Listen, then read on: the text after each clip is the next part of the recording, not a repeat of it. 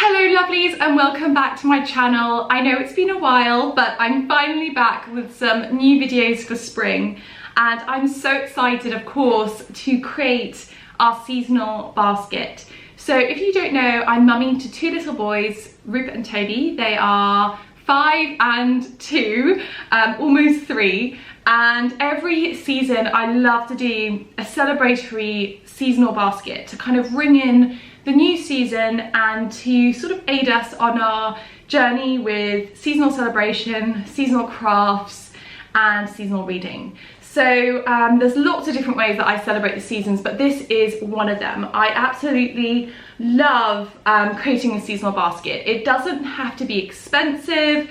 It really is just a few little bits I put together, and this is something that you could pull out at Easter time, or you could pull out for the equinox. It really doesn't matter, whatever you like or feel like kind of resonates with your family. So like I said, every year I put together this basket, and it's usually a combination of some things that already I have in the house, and then some things that I'll pick up, usually some colouring books, some activities. And the kind of idea behind it, for me anyway, is that it reminds me to do certain crafts with the kids. So as you'll see as I go through this, there are some different like craft ideas, and that really helps me just plan the months ahead and give us some structure to our crafting. It's also just so exciting for the kids to receive a basket of goodies that all are just so celebratory and wonderful and reflective of the season we're in. Everything that I buy, I do try and buy things that are sustainable, and most of these items have come from Myriad Crafts or Conscious Craft here in the UK. So I do try and buy sort of small where I can. Some things are from Amazon. I do use Amazon as well. First up, I love to use a lovely little reusable basket. So this one here is a Burgeon Kids Trug. We've had this for a while now. You've probably seen it in other videos. We also have a berry basket, which is from Ella, I think, which we also adore. So we sort of switch up the baskets. Now, I have 2 children, so what I will probably do when I actually go to give this to the boys is I will divide it into half, and I will do 2 smaller baskets. But just for the purpose of this video, I wanted to show you it in one basket because it looks so pretty. So yes, we love investing in a couple of nice baskets. So like I said, I have this one, which is a nice kid-sized trug for the garden. We have the berry basket, which is perfect for foraging. And there are a couple of other gorgeous baskets available, especially from that brand Ella, which also makes the Dinkum dolls. They have some incredible baskets which are really, really pretty. So I'm sure over the years we'll probably get a couple more of those as well. So as part of our seasonal basket, I always buy another figure for our Grimm's celebration ring. This is this little guy over here. It comes with, I think, 4 pieces, so it makes up a full circle, but often we only actually use this 3 little part. It's just so handy for birthdays. I usually have it on the windowsill or on the side, and you can change up these into figures, candles, or like picture holders. So at the moment I just have some farm animals. I do have a little bunny which I might actually end up sticking in one of the boys' baskets. But they're so pretty, these little figures. They're just made out of wood, sustainable, very, very nice. And the kids have always had a Grimm celebration ring. So as part of the basket, I usually will give them a character, a new character each. And this is fantastic because it builds up on our collection. And when it comes to birthdays, I really go all out on the Grimm celebration ring, and I fill it with figures that represent things that the children love from that past year. So when I have a good collection, it just means it's so easy to pick out new items. So for example, if one of the boys loves pigs, it means I already have the pig figure there, which is very useful. So this year I've popped this new little figure. I purchased that this year, and it's the frog from Grimm's. He's very, very cute, little wooden froggy. So this will be going in one of the boys' baskets, and I'll probably also grab the little bunny and use that in one of the baskets as well. Another thing that we do love are the Ambrosius flower fairies. Now these are so sweet, and I am a mummy to boys, let's face it, you know, they do love their dinosaurs and their swords, but they do also love these flower fairies, especially Toby, my younger son. He thinks they're so sweet. They're made out of felt, and they are all different flowers. So this is a little spring forget-me-not, which I thought was very cute. And we actually already had her, so I pulled her out. These are not something that I let the boys play with all year round, because I would worry that they would destroy them eventually. So they do play with them a little bit, but not intensively. She's got a beautiful little brown hair, blue top, all made of felt and wool. And you can also get these flower fairies in all different sorts of skin tones, which is really good as well. So again, another thing that I do every year is I get the boys some new wooden figures for playing with. We love, in particular, the Holt's Tiger brand. We have quite a collection of wooden toys such as horses, pigs, cows, ducks, robins, the whole lot. But actually this year for our spring basket, I tried out a couple of new brands. There are quite a few wooden toy companies now. There's Ostermeyer, which is the other classic one. That kind of is comparable to Holt's Tiger. It's a bit more expensive, but it's very beautiful as well. And then there's also an English company now called Eric and Albert, which I have seen, but I've never bought before. So I'm just gonna actually take these little wrappings off. So I got this little frog. Now, first of all, I have to excuse my hands because I am a gardener and they are destroyed.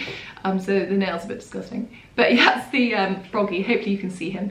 He's so cute. He's got gorgeous little red eyes, little mouth. I just love him. He's so precious. And when I saw him, I just thought I have to get him for our spring basket. Just so perfect. And I just know the boys are going to go wild for him. And then I also found this very sweet little Eric and Albert snail. And I thought he was also lovely. He's got two little eyes there. I'm going to actually stand up so you can see him properly. There we go. Hopefully you can see him really well now. So he's got his little snail shell, his eyes, tactile and chunky and beautiful. And as you can see, he's just gorgeously stained, probably with natural dyes, I think. And these are all non-toxic. They're just so beautiful and lovely to feel. And in particular, actually, the Eric and Albert snail is very smooth and lovely, while the Holt's Tiger one's a little bit rougher to touch. But the snail is just a beautiful thing. I'm really, really pleased with both of these, and I think the boys are going to go crazy for them. And I also love that they're so dinky and small. They're just perfect for our basket. Moving on, I do actually have some things from last year's basket. I have these wooden eggs. Now, I bought a couple of packets of these last year, and we crafted with them, and they were brilliant. They've got a hole at the top, and you can thread them and hang them up on like a branch. We actually ended up giving them away to grandparents, and they looked beautiful, painted with natural paint. I can't quite remember the brand. It's probably Okonorm. I think this is the same brand. Okonorm. Yeah, I think it was Okonorm paints, or actually no, I think it was Earth Paints. That's the brand, and that's the paint that we used to paint these eggs, and it looked amazing. So aesthetic. So I actually had a packet of these left over, so I'm popping them back in the basket, and we'll use those for crafting. A new addition are these wooden eggs that are flat, so just 2D. Again, they've got a hole at the very top, and I thought these would be really fun to draw on, use crayons and paints. And again, we can hang them up on our twig that we'll put in a vase in the center of the table, or we can give them away as presents to grandparents and aunties and things like that. Really lovely to do crafts like this. You could also, if you didn't want to buy anything, you could just get some cardboard and cut out circles and make a little hole in the top and use those as decorations. But I think something like that in an egg shape is quite fun for Easter for the children to paint and craft with. The next thing are these very sweet bunny rabbit crayons by Okonorm. Now, these are made with pure beeswax. They're made from raw materials, vegetable waxes, purified chalk, silica, food colours, earth and mineral pigments, organic pigments.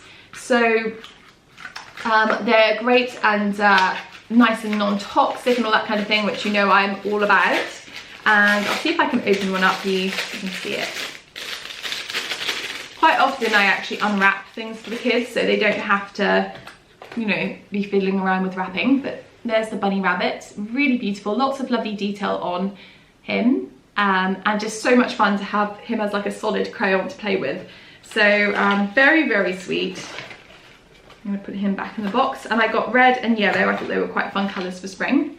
So very cute. There's the yellow one. He's kind of like a golden, I think this was ochre colour perhaps. It's all in German, I'm afraid, so I don't know. Pretty sure he was golden ochre, while the other rabbit was just the red that they had. So very, very cute and ties in really well with the Easter theme. I also have some colour paddles. These are quite old now. We've had colour paddles for absolutely ages, but the kids love them. They're so much fun. You can go like this and everything changes colour. I mean, in all honesty, I love playing with these. They are so awesome. And I thought green and yellow are such good colours for spring, and perfect to add into our basket as just something to explore and play with. So colour paddles are great. If you have toddlers and you don't have colour paddles, you should definitely get a set, because they're great to teach colour mixing, and they're just, yeah, they're amazing when you look through them and the whole world changes colour. So I highly recommend colour paddles. We also have a new edition of a sweet little postcard. This was from Conscious Craft. It's by the artist Elka Bula, and it's just of these two beautiful little rabbits done in the sort of traditional Waldorf style of colouring. Very, very sweet. Then I got these really fun craft bunny peg dolls. So it's by the brand Cotton Twist, which is a UK brand, and they do these really fun little packs which contain all the craft materials you need to make a project. So this one is to make a bunny, peg doll bunny. So I'll quickly show you everything that comes in it. So it has the card, and then it has some notes on the back on how to make it. It's really, really simple. There's a packet here with the stickers, there's a bunny face, some eyes, there's a chocolate coin, and there's our peg. And then, yeah, there's just ingredients list for the coin. So actually quite a fun little thing for Easter, having the chocolate in there as well. They have loads of different designs, like things like pirates and fairies and all that kind of thing. So really good for party bags and things like that. And it's all recyclable materials and everything like that as well, which is fantastic. But yeah, I think the boys are going to love these bunny peg dolls. Nice and simple, quick craft to do on a rainy day. And I got one for each boy. So almost done now. The next thing is really just a book for the boys. So we have quite a selection of Easter and spring themed books now. So what I will probably do is just pick 2 small books and place them in each basket. Just to show you an example, I have Jan Brett's Easter egg book, which is a really fun one, all about these bunnies and making their Easter eggs. Lots and lots of detail to see in them. And this is a nice chunky hardback. Other ones that would be quite nice would be the Root Children, or Pele's coat, the one with where he gets the sheep and he shears it and he makes a coat. That's another beautiful book that's nice and small and dinky and would fit in a basket. I have gone ahead and got a couple of crafting books for the boys. They're at the age where they love stickers and colouring. So I've got Usborne's First First Stickers Bunnies. This is quite a new release for Usborne, I think. Came out last year. And I actually really like these little sticker books. There's loads of different ones that they do, like farm, football, summer, animals, ballet. And they come in sort of like shiny pages, so technically you can sort of peel off the stickers if you have to and replace them. So we have a busy burrow, bunny bakers, a picnic with bluebells, flower garden, egg hunt, bunnies in bonnets, I think that one will be quite fun, and Easter fair, and night night bunnies. And then these are all the stickers that come with them, so pretty cute. Lots and lots to keep children entertained. I think my favourite thing is the bonnet. And there's also a few other Easter sticker books which are quite fun. There's a National Trust one, which is all about Easter and has, again, like bonnets to decorate and things like that. We had that last year, but I would also recommend that. It's really nice. And then I also picked up this colouring book. This is the Root Children colouring book. Now, I didn't know how big this was going to be. I was hoping it was going to be a little bit more dinky size, but it's pretty big. It's A4, but never mind. It's probably actually better for them to colour on a bigger page anyway.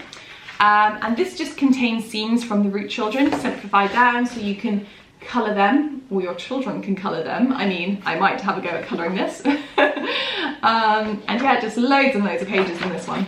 And I'm pretty sure this is fairly inexpensive, so a nice little thing to pick up and accompany the gorgeous Root Children book, which we love to read.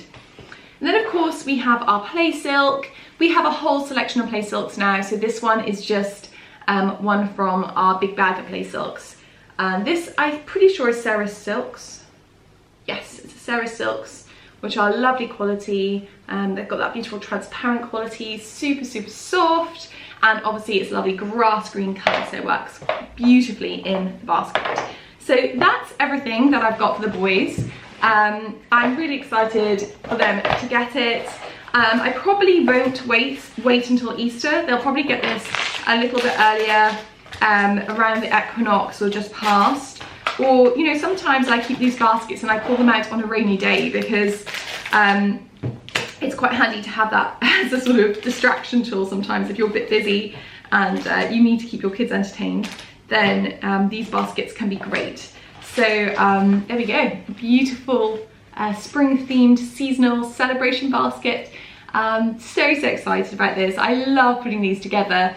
It helps me as a parent ground myself into the season too, and it helps remind me of all the things I love about a season, and that's also really important. You know, it has to come from yourself, I think. If you're as a parent really excited about something and passionate, your kids will tend to get excited too. So for me, this is a way of sort of celebrating the new season, bringing it in, and yeah, just a little bit of joy, so which we all need right now. So I hope you enjoyed this video. If you did, do make sure you give the video a thumbs up, subscribe, leave a comment saying what you're going to be putting in your spring basket this year, and make sure you head over to my Patreon page. It's a great way of supporting the channel, and there's different tiers, so you can sign up for different tiers and get different bonuses. I usually put up a vlog and a Zoom every month. The Zoom is available to all tiers and the vlog is from middle tier up.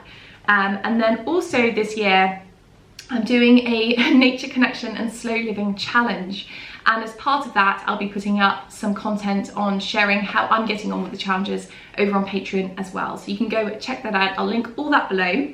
I've also actually just written a book, so I probably should give that a little plug before I sign off. I don't have it to show you, which is so silly, but it's called The Garden Apothecary, and it's all about natural remedies that you can make from your wild and cultivated garden plants. It's a really beautiful thing, I promise, and well worth checking out. So I'll link that below, and if you want to support the channel, do pick up a copy. I would be forever grateful.